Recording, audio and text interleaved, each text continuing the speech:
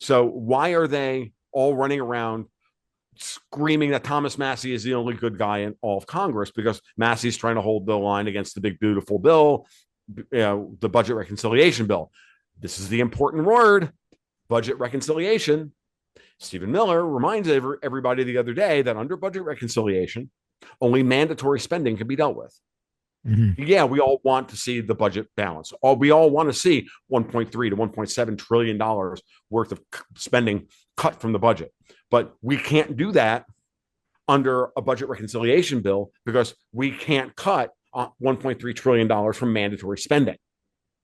Not at this point, not without having gone through chapter and verse to find out where all the war, fraud, waste, and abuse is. We've identified some of it. It also means that we can't codify Doge into law because that's part of what would happen under a rescission bill, right? Under the rescission process, which is a different process. So people like Massie and Rand Paul and others are all lying through their teeth about this bill.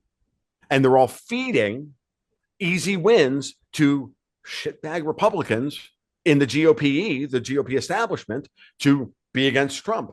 Why? And I'll tell you why. Because what they really want is for Trump to sign off on Germany and France and the European Union escalating the war in Ukraine and or the war against Palestinians in Gaza on the behalf of Israel. That's what they want.